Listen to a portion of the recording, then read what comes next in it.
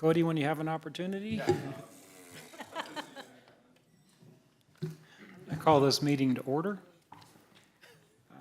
Would you follow along with the Pledge of Allegiance, please? I pledge allegiance to the flag of the United States of America and to the republic for which it stands, one nation, under God, indivisible, with liberty and justice for all. We get a roll call vote, please. Fenton. Here. Denham. Here. Cooper. Here. Milton. Here. Howden. Here. Rodriguez. LeBlanc. Here. Your Honor, you have a quorum. Thank you. First item on the agenda, we'll get a presentation of the Police Department 2022 Annual Report from our Chief. Chief. Your Honor and members of the board, thank you for this opportunity. I am going to do my best to whiz through this in the challenge given to me by Ms. Stepp, which was 15 minutes or less. And I was threatened to, within an inch of my life, if I go as long as the fire department did. So She's not here. So you guys should have received the big packet, so I'm going to try to breeze over some of the things. And mostly because the statistics are the statistics. I'll touch on a couple things for you. Those are things we can review in more in depth if you have questions about them. But more than anything, we've had a little bit of change in leadership since the last time you guys got the briefing, so I wanted to cover a lot of what's going on with that.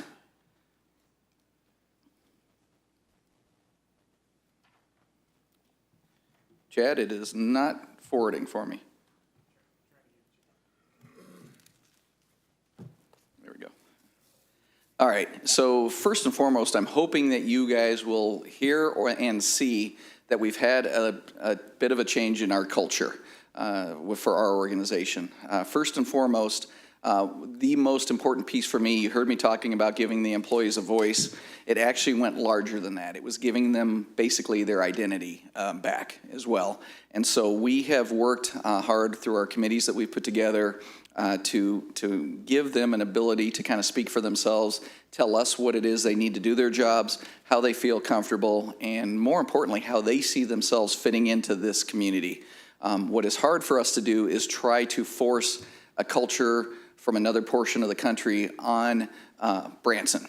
It needs to be Branson specific. And our boots on the ground are the best ones to tell us what that Branson specific is, because they're the ones out there daily dealing with the individuals, with our businesses, and with our community members. So you're going to see that that big piece was there. We also had a focus on the staffing piece of it. My hope is that by giving them a voice and giving them that identity, they would get out and start recruiting for us, and we've started to see some positives for that I'll get into in a sec. The fun piece of it, you heard me in the press conference when you guys selected me, that we did want to make the Branson Police Department fun to work again. I am a firm believer that if you don't enjoy coming to work, then why are you coming to work at that particular job? Life is too short to not enjoy what you're doing on a daily basis. I try to live by this. My wife has been traditionally one that has not necessarily enjoyed her job all the time, and she used to complain that I go to work and play, and she has to go to work and work. And if I can keep that mindset for the troops out there, that they truly enjoy it and it's fun for them, that is going to help us to recruit, and that's going to help us to do a much better job for our community. And then the number 4 piece is just the maintaining the excellence. If I can do nothing else, and this is what I asked of the troops when we started this, is we just need to knock it out of the park on a daily basis with our interactions with the community. Yes, we've been shorthanded. Yes, they have been jumping a bunch of calls, but if they can just focus on that time when they're with somebody, treating them what I refer to as my golden rule of how they would want a loving member of their family treated, we will be heads and tails above where we would be if we were just out there doing the job for a paycheck's sake. So that has been kind of the focus on where we wanted to go. Chief, let me interrupt for a quick sec. I've had many officers pull me aside and share with me that your leadership and your professionalism, they are really very highly complimentary of what you have done with that department. I just wanted to share that with you. And while I appreciate that, and I very much appreciate that, and I've had the officers come in and relay the same thing to me, but I can't tell you the blessing that I have been given with the officers and the employees that I have, that truly has made the difference. They know how to be good police officers. They know how to be good police employees. They know how to give the best job possible. Let's harness that and allow them to do so. So that's what's changed, is giving them that voice and being able to accomplish that. And I think that's why you're hearing what you're hearing. When it's all said and done, I'm not really doing a whole lot of hard work in that realm. They are, and they're coming up with those ideas. And for that, I am very thankful that we have the people that we do. You can see where we added fun right into the last value for the PD, and I think it speaks for itself when you read it. It makes a lot of sense, and how it helps us to help the community. And the fun, just so you know, isn't just fun internally. It's fun externally too. I'm hoping as we add people, you will start to see more and more pictures of our officers playing basketball with the kids out there, playing things, having fun with the visitors. You know, it's very common for people that are in from out of town to want to take pictures with our officers and things like that. So, you know, you've got the bridal party down in the, you know, the landing or something like that. They want to get a picture with a police officer. There's no harm in that for us, and it's great PR, quite honestly. So you've heard it before, and I just wanted to touch this. I wanted to bring this up to you. As you evaluate our operations on a daily and yearly basis, nothing has changed with the change in leadership. Lock, stock, and barrel, we still believe in the same philosophies and the same goals as far as that goes. You've heard about procedural justice, and that's that foundation in this graphic. But less heard of is the 21st century policing. We had that report come out a few years ago. Some of the best minds in law enforcement got put together, and they came out with this big, large report for the Obama administration on 21st century policing and the best practices. The funny thing is that was mostly just a rebranding of Sir Robert Peel's tenets and what good traditional law enforcement officers that really were ingrained with their community were doing on top of it. But I want you to look at those pillars and see how many of those marks we're hitting as you hear about us responding to issues, working with our community and so forth. And that first one is extremely important for me. You hear me refer to the legitimacy in the community for a very important reason. Over the last 3 years, many communities have had problems and difficulties with their own communities and the support they get. Baltimore, Ferguson, Minneapolis, any number of those, Portland, right? Those are communities where the police have lost their legitimacy in the community. And what I mean by that, the best way I can sum it up is we as police have statutory authority for law enforcement. But if you think about it, us at 56, 57 officers and having as many as 260,000 people on any given time, can we really control that if it got out of hand? Absolutely not. And the reason that we're able to have the control and maintain the control that we do is because there's that voluntary cooperation that we get from the community, because they understand, yes, there are law violations that they will eventually have to be sanctioned with, but more importantly, they know they're going to be treated fairly, and that the officers are there for a good reason. It's not an us versus them attitude.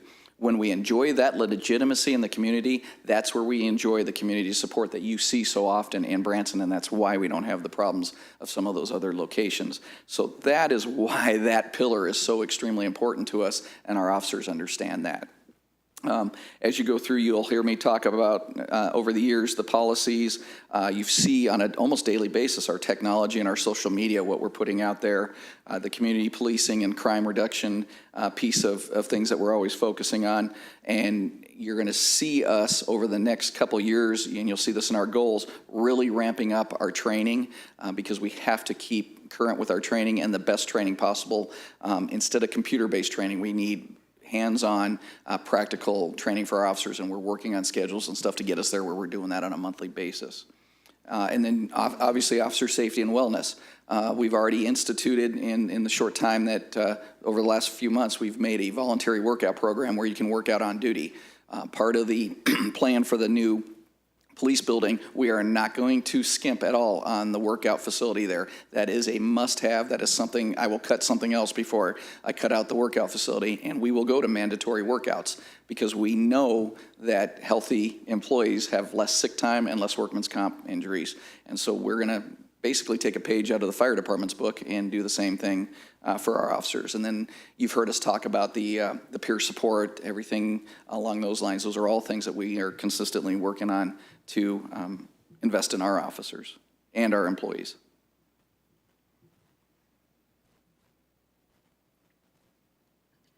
So quick, because I'm already running behind, my goal is to get us with staffing. We divide things into thirds for our officers that are on the street for their responsibilities. A third of the time they should be responding to calls and doing the follow-up related to that. A third of the time they should be doing the proactive policing, which is out there stopping the crime before it happens, making those contacts and getting people identified prior to the crimes committed. And then a third of the time on that community interaction, because that community interaction tells us where we need to spend that proactive time. That's what we're shooting for. Have we been there in the past? No, but I fully believe we can get there with our staffing. The messages, that, I'm going to breeze over these because these messages are the same that we've had in the past is what we're focusing on. You've heard the same repeat offenders. They're the ones causing the majority of our responses to our crimes, our serious crimes and so forth. And so by focusing on those issues, we will help to make it uncomfortable to be a criminal in the city. I just wanted to touch on, here's our short-term, midterm, and long-term goals that we're shooting for as an agency. We would love to get to full staffing by the end of the year, and right now we're shooting pretty good on that. I'll get more on that here in a little bit. When we get to that staffing, that's going to allow us to get to the 10-hour shifts. It's going to allow us to switch that training program that I told you about for the in-service. Our midterm in the next 3 years, we're getting ready to release a RFP for a new CAD RMS system. That single change in and of itself should help alleviate a lot of time because it's old and the redundancy in there is, for our officers, very repetitive and takes a lot of time. We want to get, actually as part of that package, we'll have improved crime analytics so that we can predict and see where our hotspots are so we can focus better on that using that technology. And then obviously the completion of the new police station. Long term, we probably will need to do some redistricting as we grow. And we want to also partner with some private money hopefully out there to harness some of that space, free space in that theater for maybe some type of academy or top-of-the-line training facility where it's not just classroom, but actual hands-on stuff. And then potentially our own crime lab. Right now, we're waiting way too long for our crime lab stuff to come back from the state, as much as 18 months on some things, which is past our statute of limitations. So we may have to just look for grant money and some money to invest in doing our own lab testing so we can actually prosecute cases successfully. This is also in your packet, so I'll breeze over this. Just kind of breeze over this. This is some of the highlights. The ones that are real special to me was getting Officer Gamble trained up as a canine, certified as a canine trainer, so that we can do our own training and certifications of the dogs. And you have seen that with Rico, which is our newest canine. Then I'm pretty proud of having our officer that should be on the stand here anytime as soon as she gets done in court as our first female SWAT officer as well. And she's knocking it out of the park for us there. So the lateral entry program, we're already starting to see some dividends on that as well, and we'll get to that here shortly. Just real quickly, this is our number of applicants over the last year and a half. You can see we're already up in 23 in those numbers. And what I'm really proud of here is basically since about mid-December, we've been able to add 5 lateral police officers. We had one from Arkansas at the end of December, and then we've picked up since then one from Tennessee, one from Christian County, and 2 from Ozark. And so those are ones that we can turn around without having to put through academy. And so they're in various, 2 of them are already in FTO, field training, and 2 are starting within the next couple of weeks. So we're excited about that. On top of that, we also have the 4 that are in the academy and due to graduate in June. And they've been recruiting some of the cadets there, and so we have 2 more from that academy in the process. So all told here, we could turn around and have a turnaround in staffing of about 16 officers by about summertime. So the reason that's so important to me is, you heard it, our recruits that are in the academy are selling the place, and those laterals tell me that our officers are out there selling the place too. So our best recruiters are our own teammates, and so when they're out there selling us, that will always be more successful, so I'm excited about that. This just gives you a graphical representation. This is also in your handout. And this shows you our call load has been pretty standard. We've had a little bit of a decrease this last in 2022. We do expect, as we add street officer level positions, you're going to see more proactive policing. So our officer initiated activity will go up hopefully over the next year or 2, and that's a good thing. That means we're out there contacting suspicious incidents and people and vehicles before crimes are committed, and so you should see a rise in that. This kind of breaks down and tells you why we're looking at some redistricting down the road. What we're working on immediately, you can see there's an inordinate amount of calls right now with 2 of the districts.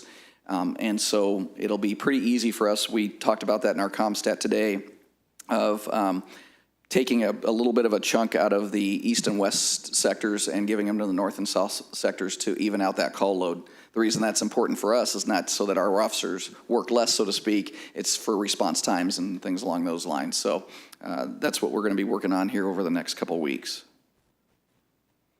The NIBRS report, this is also in your handout. I don't put a lot of faith in this one right now. As you remember from last year, Chief Matthews telling you, we switched from UCR to NIBRS, and the state hasn't gotten everything quite figured out and fixed yet. And in fact, this one we had a definition change in the assault region. So the reason that it looks like there's more simple assaults as opposed to aggravated assaults this year is that they were reclassified. So some that used to be classified as aggravated have become simple. So they're still around that same number. They just transferred where they're at. The big things here, if we are accurate on this, is we did decrease in our theft from motor vehicles and our theft of motor vehicle parts. We apprehended a couple of our, the ones that we identified were very involved in the catalytic converter thefts. And so that we're kind of reaping the rewards of that. We did go up on motor vehicle thefts, though, and so we're hoping that the new flock system will help us address that as well. Hey, Chief. Yes. Kidnapping, abduction. Been going to a lot of different conventions around the country this year and talking with some people that are kind of in the world of trafficking, things like that. And, you know, they've really warned me that Branson could be a place where almost a hot spot for that.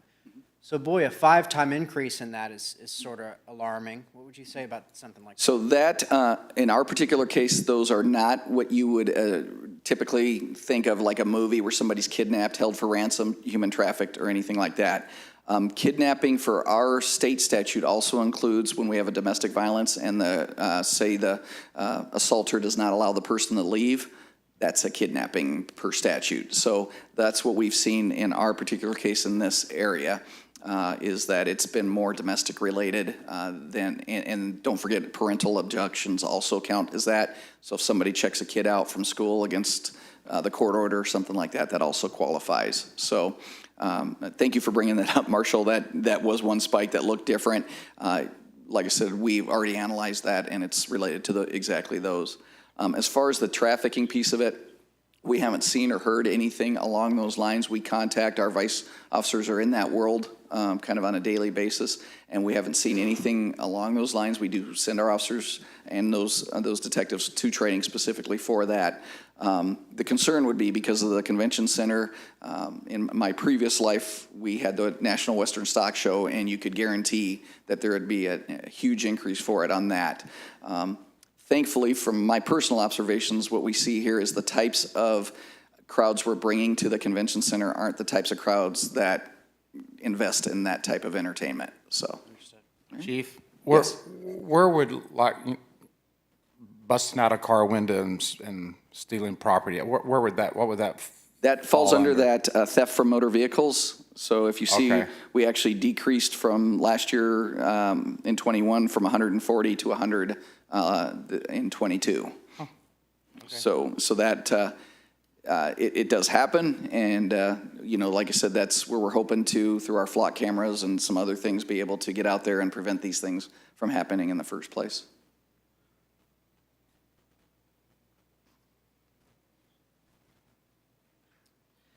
The one notable thing I wanted to point out in this is we actually did have a 3% decrease in major violent crime, which was good for us, especially as shorthanded as we were last year.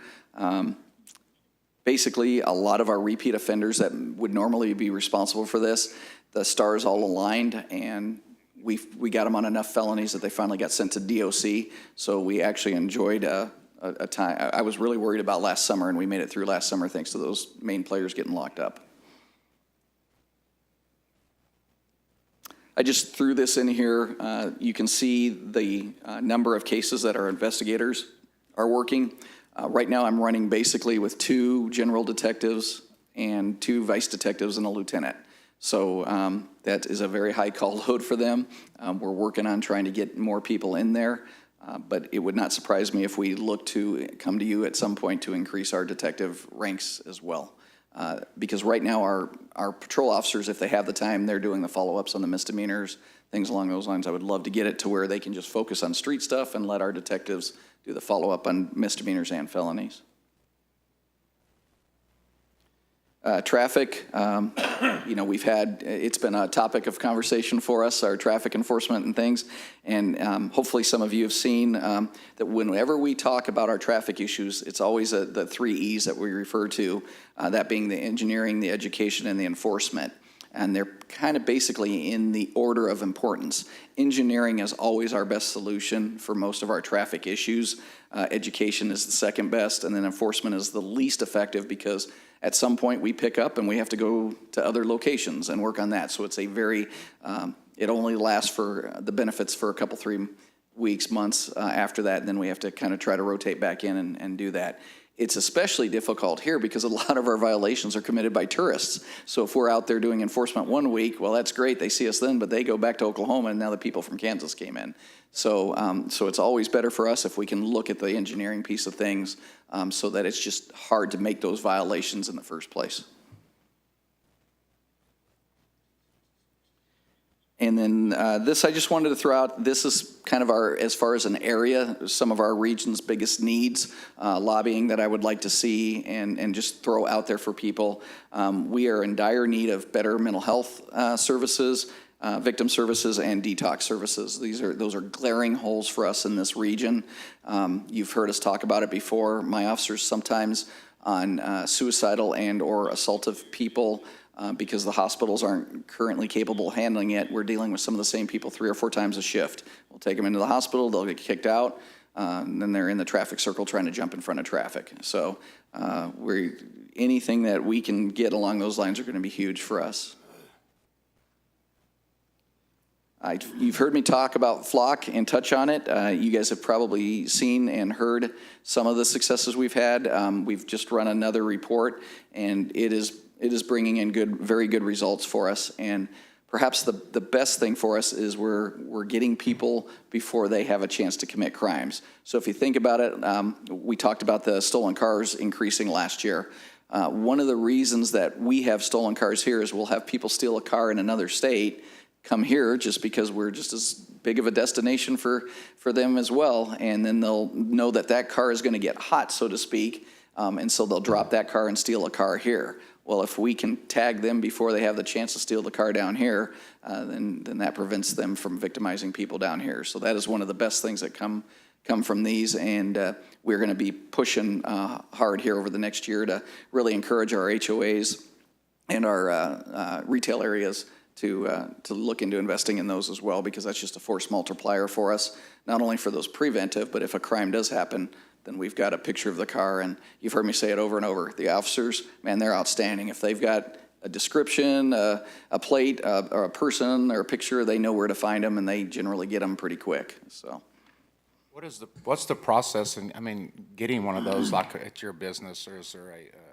So basically, you would reach out to the company. Okay. And I think their price now is they're running around $3,000 a unit per year. It's a lease. They don't sell it to you because that keeps them in the newest equipment, but it's a solar-powered and cell service. So it keeps it, and it allows you to do certain things for your private property, but then it also allows you to allow access for the police department for investigation and/or alerts if a stolen car should come onto your property.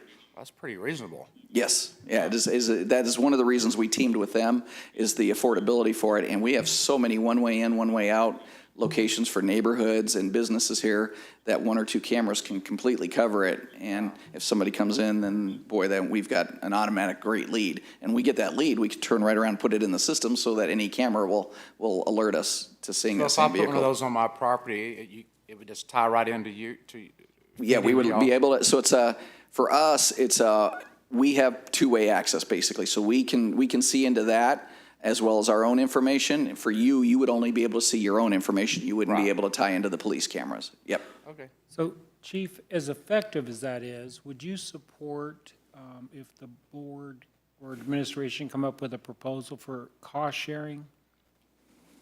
City and these businesses or homeowner associations, because that seems to be a very effective tool. It really is, and the ability of the system is incredible with what it can do. So even if people don't have plates or anything on the car, it can self-learn the type of the car. So if it's got damage on the front end, it will identify that and it'll look for that car throughout the system. And so it provides us, it really is a force multiplier. It's, if I had the money to pay an officer to be in every location, in every corner, just doing nothing more than looking at the vehicles going by, what could we do with that? That's exactly what this does. So, Would you follow up with Kathy about coming up with maybe some cost-sharing ideas? okay, I think that's very effective for our community. all right.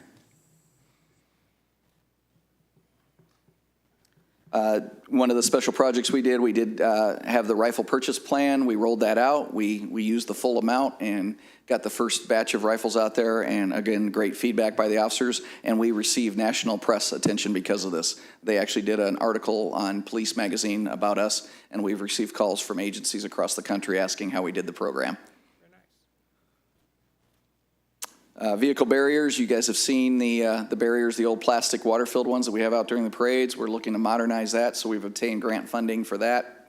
And we're continuing, our goal is to replace all of those water-filled ones that take a lot of time with these easy-to-deploy ones that'll be much faster and easier to do. Social media, you guys are all aware of that. I think every one of you are friends of the PD on there, so I won't go into too much on that.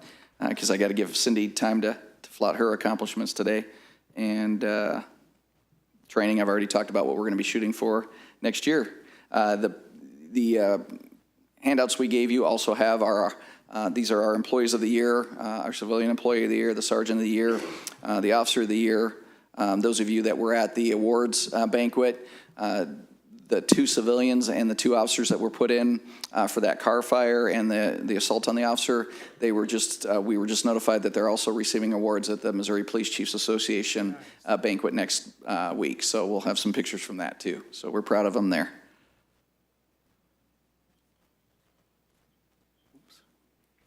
And I think that's about it. Do you guys have any other questions before we turn it over? Wow. I got a quick question for you, Chief. You said Yes, sir. you'd like to add a couple more detectives? Down the road, I would. Why down the road? Why not now? Because I don't have the staffing to do it yet. I've got to get us to full staffing. I'm still pretty shorthanded on command staff as well. So I was told by my HR director that we're about out of officer positions if everybody we have in the pipeline does in fact start with us. But that does not include my assistant chief, my 2 lieutenants, my 3 sergeants, and a couple detective spots and so forth. So I need to get those filled before I consider actually asking for funding for the others because I'm still about 8 down. So. Yeah. It's funny how these schedule out because the last time we had this was sort of my first meeting, and I kind of went back and forth with the previous chief on sort of the idea of rising crime and if that's a reality or not. I think the statistics bore out that maybe a year after year, we'd kind of dropped a little bit, but what I asked him for was like a 5-year by 5-year, and it does seem like it's raising. Now, I'm willing to accept that it's raising nationally, perhaps, right? I guess, not to beat a dead horse, but I just maybe would like to hear your perspective. Do you have the same perspective as the previous chief of the problem of rising crime? I mean, what's your just general idea of that as far as the Branson community is concerned? Actually, I would have to agree with him in the, I think it's actually decreased over what I saw from around the 2015 timeframe. We've seen a little bit of an increase over the last year or two, but overall from, let's say, the last decade, I do believe we had a consistent decrease, and that's what I'm looking for to see if I have that graphic in here. If not, I know it's in your. I think it was pretty close, but when you took out 2020, that Yeah. was the, you know, that was kind of the, yeah. Yeah, so on this one, if you look at from just 2018, this is just the violent crime one, but generally the overall one kind of showed the same picture. Now, again, I'm hesitant to would I bet my house on it? No, because we went from UCR to NIBRS, and so you remember you are going to see an increase. The main difference between UCR and NIBRS, on UCR, say we had a burglary where there was a stealing and somebody assaulted and a number of crimes involved. It only counted the highest crime. Now under NIBRS, it counts each individual violation in the same criminal episode. So overall, it will look like more crime, but it probably is not as far as that goes. And I wanted to make a point on that. I would ask our media to be sensitive on these numbers. So before we start printing just hard numbers, if they would reach out to you and maybe get some clarification on how the reporting has changed and how that's reflective in our numbers, right? I mean, when you change the way you do the counts, it's really unfair to show a graph because you're counting them differently. Yes, that, and one of the things that I've seen since I've come here is I usually get 2 or 3 calls from the different real estate groups or tourist groups, and it looks like we have an inordinate amount of crime if they do it per capita, and that's because of our low census, but not counting the tourism industry and so forth. So I always have to explain to them, if you accounted for 40,000 or more people, then your numbers come down way below the normal. That's So. very fair. Yeah. Yep. Any other comments from the board? Ralph? Yeah, just, Chief, great job since you've been appointed. And, you know, from last year to this year, I definitely see that social media aspect, like clicking up. I think it's vitally important because, you know, it may be an echo chamber, so to speak, but there's still this little taste of, oh, those guys are evil, meaning the boys in blue. And we know how hard you guys are working and how understaffed you were, and that staffing's coming up. So I know a lot of that angst that those officers from working those long hours, that'll kind of taper off. But that community awareness and that community integration thing, I think, is vitally important. And, you know, we got a great communications director sitting here in the gallery, and, you know, your social media person and her really making that effort to make that community connection. Because that's a narrative that we need to change. I mean, you know, I just, it was 3 days ago, I just kind of pulled it up a little bit, and when I read it, it hurts me because, like, I know how hard you guys are working, and I know it's not true, but people still have that perception. But you've done a great job so far of starting to shift that, and it's definitely shifting to the good. Let's just, you know, to use Chief Martin's, like, let's stay mission focused on that, because I think that community cohesiveness is really, you know, going to be important for us moving on. So thank you. Yeah, absolutely. And my hope is that we are able to increase our abilities on that all the way around. So, Any other comments? Chief, you deserve a standing ovation for what you have done with this department since you've taken over. And like you said, I agree with you. I don't think it's a lot of what you've done. I think it's your character and who you naturally are that made the difference. Well, and when you remove your thumb and let people do what they know how to do, that's a lot too. that's one thing, that's the biggest message I don't want to miss on this. This is really about the people that we have. And Yeah. Oh, holy, since I've come here, the people that we have are people of character, and I will put them up against anybody I've ever worked with for their abilities and just the love of the community. If you read our new welcome message on the website, it's just exactly that. We hope that you come to love the community as much as we do, because that is true of our employees, and it's so great to have that. Even EJ. I think your 15 minutes is close to being up. Thank you. Chief, thank you very much. Thanks, Chief.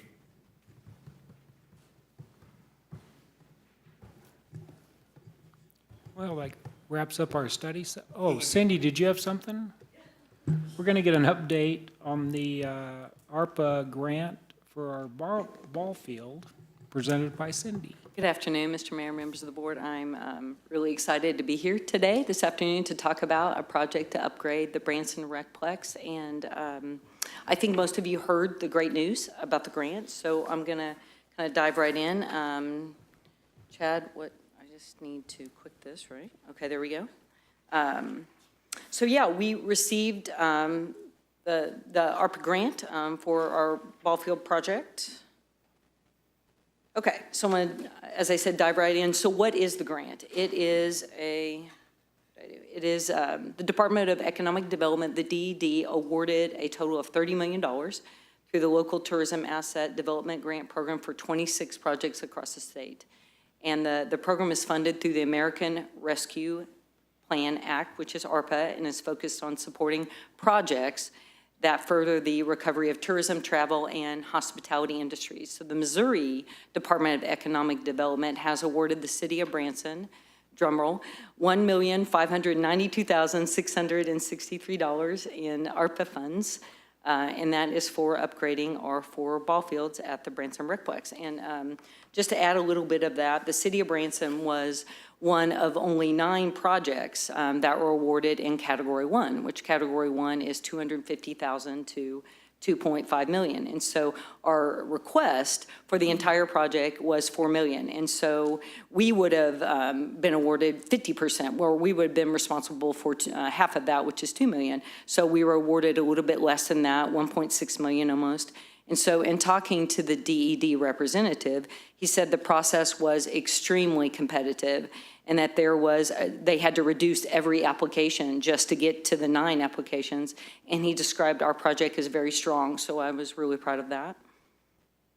So a summary of the project. So the project is to upgrade and provide really a major facelift for the Branson Recplex by installing synthetic turf, shade structures, and LED lights. So the the synthetic turf would replace the existing dirt and grass fields at the Branson Recplex. So that's kind of what the project is about. So turf fields. So if you don't know about synthetic turf, it is definitely just a really big thing. And so everybody has it too. All of our neighbors around us have it. I don't know if you know that, if some of you have kids or grandkids that play in some of our areas around the state, but some of our neighbors that have turf include Branson, Hollister, Forsyth, Blue Eye, Harrison, Arkansas, Joplin, Missouri, Springfield, Missouri, Lake of the Ozarks, and Kansas City. So we did a site visit last Friday to Blue Eye. They have a brand new, beautiful field, and went down to Harrison, Arkansas. They have 6 turf fields that are operated by their Parks and Rec there. So why is turf important? So without turf, really, the Branson Recplex is at a competitive disadvantage with other tourist destinations that are improving turf across the state and region. So it's really, turf now has become the expectation and really the norm for sports tourism. And Branson faces a concern of we're losing any visitors and overnight folks that stay in Branson for our tournaments and versus facilities that have upgraded. So just a couple of things real quick. You can see the picture there of what turf is. Let me talk about the major benefits of turf, and I'll try to do it quickly because Eric ate into some of my time. And so, just kidding, Chief. One of the major benefits of turf is you're guaranteed to play, right? That's the big thing. So you're not limited by climate and weather. Of course, there is lightning, but really that's about it.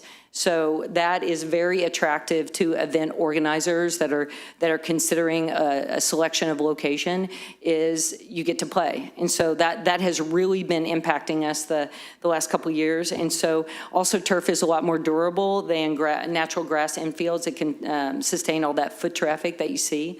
It's low maintenance.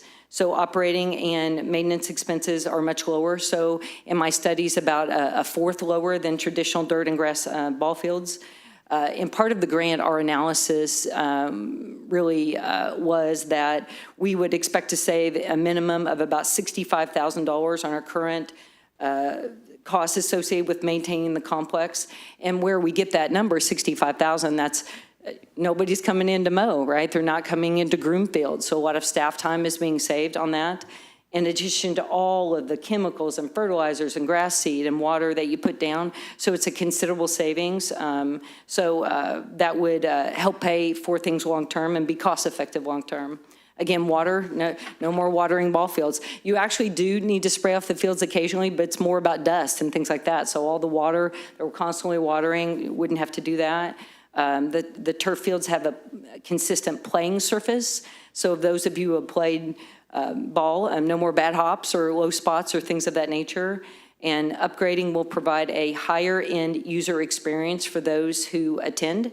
So the fields are more attractive if it's not getting brown in the outfields, right, when it gets really hot in July and August. So increased playing time. So with no downtime, turf fields can play a lot longer. You don't have to have that rest and recovery like you do traditional fields. So I looked at this today. Artificial turf can be played on more than 3,000 hours per year on the average. So versus just traditional fields, grass or dirt, they recommend 20 to 24 hours per week or 800 hours a year. So we far exceed that with our fields, with all of the use just with our own leagues and our tournaments. And so you can extended playing time will result in additional games, teams, and visitors to Branson. What that means is you can play longer, you can play more games in a day, and we'll be able to extend our season out. More tournaments in the spring and fall by adding turf when you're traditionally worried about weather. So lastly, we're not just going to play baseball, we're going to play soccer as well. So we'll be able to play some of the soccer kiddos on the field. So I know I've said a lot about turf, but I wanted you all to understand how important turf is and what it can do for our facility. Part of the project is LED lights.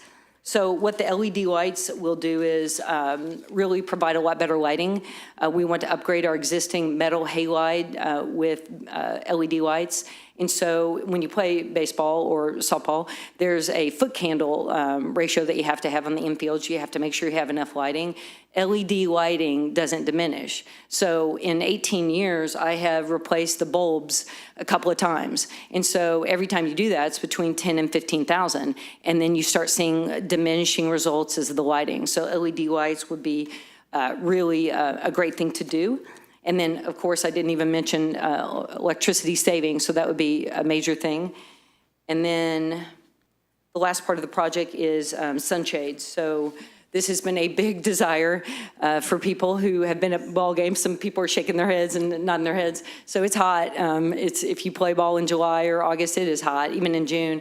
And so sunshades would be part of it. We would, as a great picture, we would cover all of our bleachers on our 4 fields with sunshades.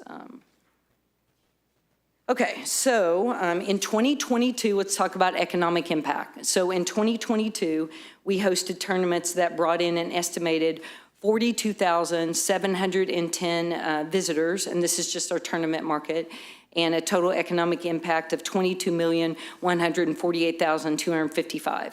So If you've seen that number 30 million tossed around, that's all of the recplex. That's our basketball and things of that nature. So you can see the lion's share of our economic impact, our direct visitor spending, is in the ball tournaments. And so we have definitely received letters of support when we apply for the grant from some of our major partners, which are USSSA and Fascia, about wanting us to install turf. And so last year we hosted 5 World Series tournaments, and that brought in 404 teams. And in that 404 teams, of that 42,000, 30,525 were during those 5 World Series, with an estimated attendance days of 170,300 attendance days and direct visitor spending of 18,573,600. So, both of these organizations that I just mentioned, USSSA and Fascia, were both, have encouraged Branson's to install turf. It is really the preferred playing surface for most of our tournaments. And so really, just can't emphasize enough, some of you, again, that has maybe kids or grandkids that travel, I mean, it creates quite the economic impact. I know Jonas is here, and he would certainly testify to that as well. Okay, funding. Ben Hart is going to come up and talk about money. So bottom line, the nice thing to be able to do to report to you guys is we can afford this project. And I've got to edit one thing in the next slide. But what this does is just kind of show you where that's going to be. Cindy gave us a preliminary budget of around $4 million, and it includes everything she just showed you, the turf, the LED, the shared shade structures. Grant awards on the top on the left-hand side, almost 1.6. Landscape fund's got around 800,000 in it. We're going to use some of that. We've got general fund money that we transferred over to internal service, use $500,000 of that. And then when it says borrowing the 1.3, I had initially thought about external bank borrowing, but knowing that we've got $65 million in investments, we could do the same thing we did to the fire truck. So we'll just do that, and that's going to save us obviously a ton of money going that route.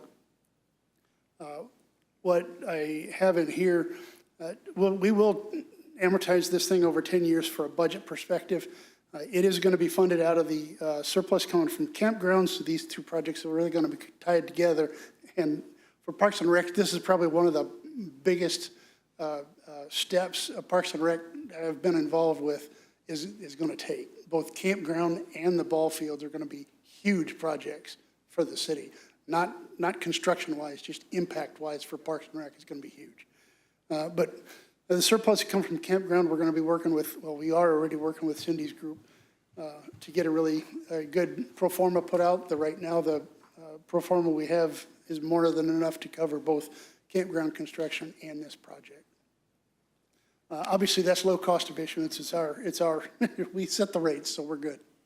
But we can definitely afford this project. Thank you, Ben. I just wanted to comment that I just want to make sure everybody understands. When Cindy says that it's a $22 million economic impact, that means our lodging properties, our restaurants, our retail, our shows, attractions, the businesses within our community is receiving $22 million of visitor spend directly attributed to our recplex. That's just huge. And I know that it hurts a little bit to hear that the longer we stay with grass fields, we're going to be losing some possible tournaments, and that makes all the sense in the world, right, with their potential travel. So I want to hear from others, but I just wanted to tell you that I'm so impressed, Cindy, what you've done, you and your team have done with the recplex in this project. Thank you. Is there any comments, questions from the board? I have a comment. I know some of the umpires that umpire a lot of the games, and they've kind of reinforced that idea. Not only are we going to maintain this, but we'll actually attain more growth because they know and they're hearing on the ground that if Branson gets turf fields, this will be like a destination for these kinds of tournaments, because it's not just, like, my kids played competitive volleyball. We'd go there, it's just volleyball. We'd go to towns, there was nothing else that you could do. Where Branson is, you come for a tournament, you come a couple days early, go to Silver City, go to Clay's show, do all those things, stay a couple days later. So I think that impact is gonna be even greater based on the fact that it's so much more attractive to come here, because it's not just the game, it's the other part of the memories that you build before and after the game. So I think that's amazing. And that's coming from the guys that are, up in the games and have, their hands in all of that kind of stuff. So they're just reaffirming what you're presenting today. Thank you so much. We've been, really successful in our last 18 years running tournaments and brought a lot of people to town. But again, things are changing with turf, and this is an expectation. And I think it's a really good investment that, you point out and the mayor points out that, it'll benefit our community. Right. Yeah. And you and I have talked about even greater things that we can do in that area for even more indoor type of facilities, because those are huge. I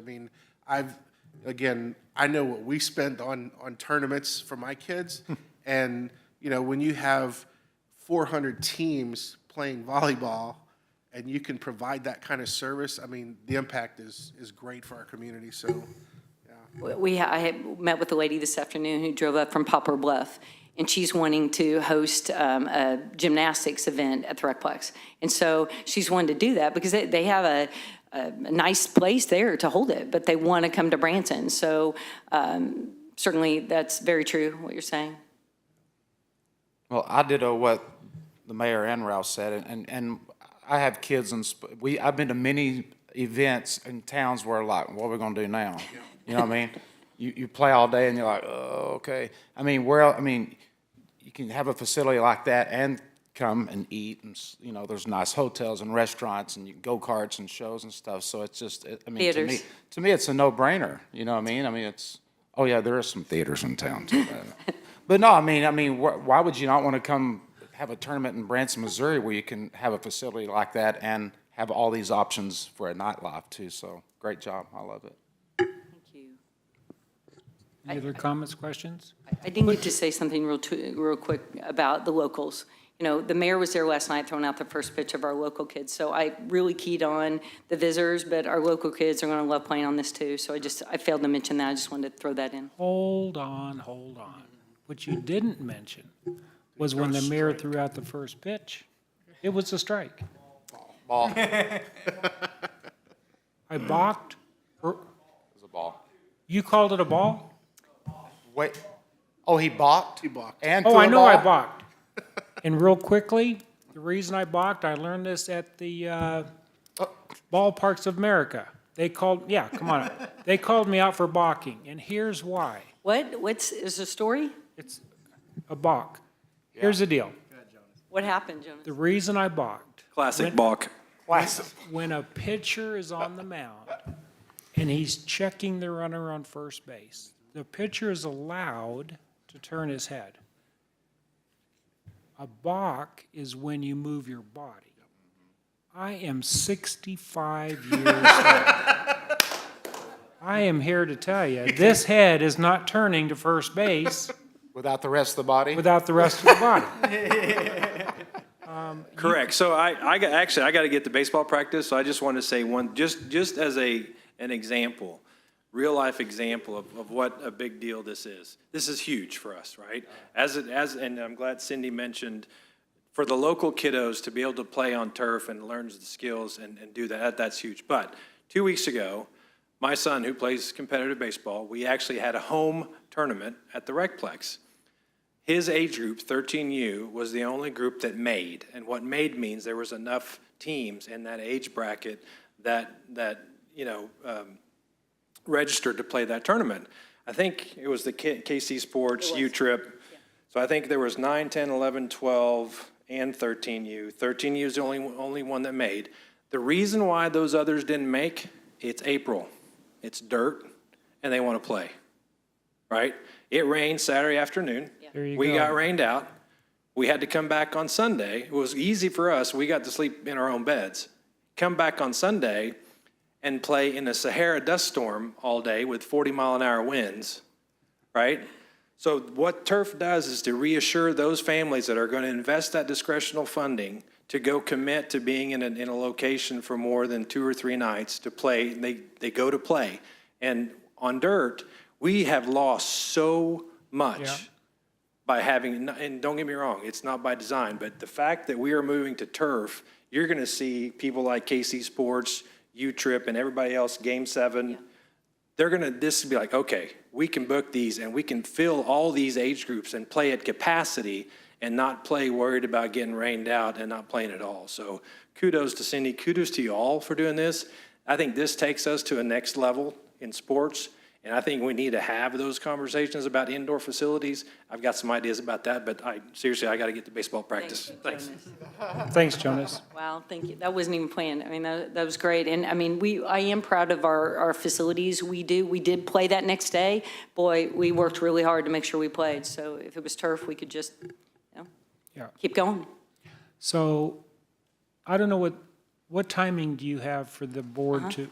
Right. So next steps is, as Ben has indicated, we have the funding to take care of the project. So, the project is expected to be around $4 million. So we haven't gone out to bid yet, but we will soon. So we've got approximately 1.6. We didn't get the 2 because they downgraded it. So Ben is saying we have the 2.4 to cover. And so if this board is, amenable and gives us the thumbs up to move forward, Kathy Stepp is listed as the contract administrator. So when we get that contract and grant administration, we will be able to sign off on that. Our staff attended mandatory training last week, so we learned a lot about those kind of things. We get the grant agreement. Again, the attorney will sign off on that, and then we'll move forward. So then we'll start bidding out the project. So the next time you see me, I'll be bringing you bids for turf, right? And so I think the mayor's trying to put me on the spot that we'll have turf next year. I think that's where he's going with this. But we like to move forward quickly. And so I think it could happen that we could have turf next spring. So in fairness, I said we could, possibly. I challenged Cindy. Our city hall is over and over again, we are moving at the speed of business, not the speed of government. So I mentioned to Cindy, if this was a private company doing this, their fields in the spring coming up would have turf, right? So no pressure. No pressure. We have already been to 3 different places to look at their turf, so there's a lot to learn about turf. But I've been communicating with the gentleman who put in the turf, ATG, in the Branson facility for over 7 years. So we've been getting good quotes from them. And so I feel like we're positioned to move forward. And, I hope that the board, is supportive of this project and be happy to answer any questions. This spring is a whole year away. Just saying. Oh, year. No, Just saying. no pressure. Did you have something, Ruth? Yeah, I just wanted to say, just tonight from just observing, I enjoyed when Ted gave his presentation, but you and Chief Schmidt, you guys just glow when you give your presentation, and I can tell how much you love what you're doing. I know that goes to your departments, it goes into your staff, and with the existing and the new directors that we have, it is just amazing to see all the progress that's taking place, and it is really blessing our community too. So thank you guys for all that you do. You're greatly appreciated. I'm excited for everything that's going on. Thank you. I'm excited too. Okay. Any other comments? Mayor, I'd just like to acknowledge real quick, I have a couple of staff members here, Chris Parks and Josh, who helped with the grant. And so Josh was actually the lead writer, and I'd just like to acknowledge them because we wouldn't be here if it wasn't for them as well. So appreciate that. Chris, I'm hearing great things about you. Good job. Because he said you did a strike last night. That's why you said that, right? Because He called it a strike. Yeah, exactly. So if there was any meeting in the room, there was a strike, is that right, Chris? Yes. Just saying. We're down to reports. reports at a study session? Hill? Just move on. Yeah, we'll Let's move just on. adjourn. Do I have a motion to adjourn the study session? Second. Did you get that, Hill?